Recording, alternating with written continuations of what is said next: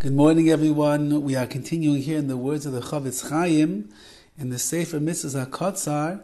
We're in Mitzvahs Loisa, say the negative commandment Ayin Hey number 75.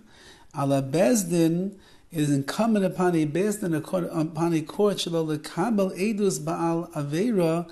They cannot accept testimony from a Baal Aveira, someone who is known to be a sinful person. And with this halach over here, the Horowitz is going to conclude the halachas dealing with edus, with testimony that we've been learning for the last several times.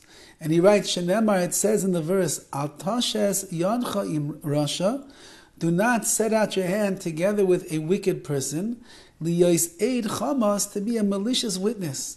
Mean you cannot testify together with a wicked man against somebody else where your testimony is going to be hurtful, damaging, and malicious. The aid kosher, when you have an aid kosher, you have a witness who is a certified, verifiable kosher witness.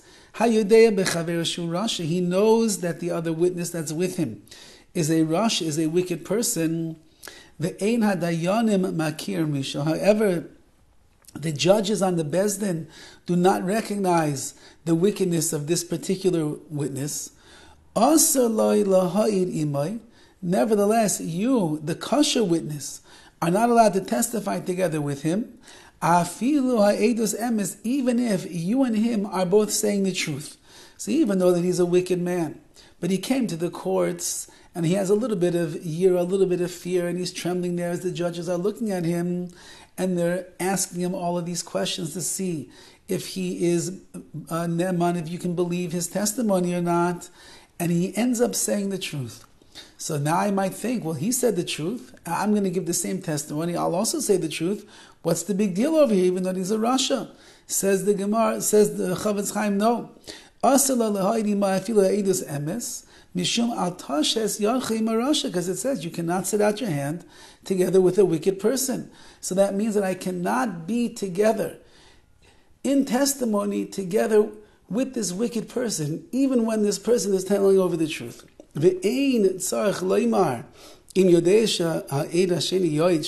course, says the Horowitz, if you know that the second witness, who's a wicked man, over here is saying false testimony, then certainly you're not allowed to testify with him. That's a given.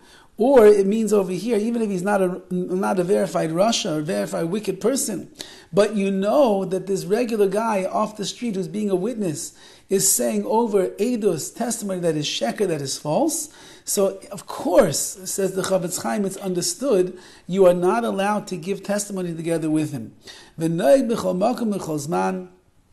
this is something that's in effect everywhere, all of the time. And the Horowitz is concluding over here these halachas of eidos, of testimony, as we learned. And what is an aid? What is a witness? A witness is someone who, through his own testimony and admission, is telling the judges in the court exactly what it is that he saw with his eyes, exactly what took place. And therefore, there's no room for exaggeration, there's no room for white lies, there's no room to change the truth at all.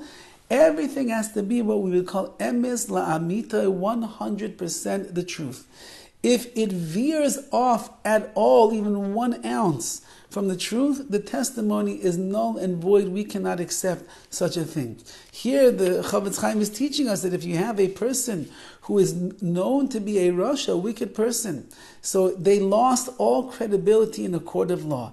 Even if they would be coming along and saying the emes, the truth, they already lost their believability, and therefore we don't accept what they say. And as a kosher witness, I'm not going to be allowed to come along with them and testify.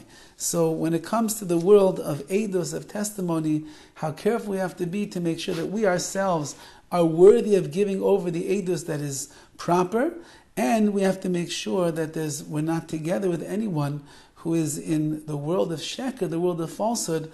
Otherwise, the testimony altogether is null and void. Have a wonderful day.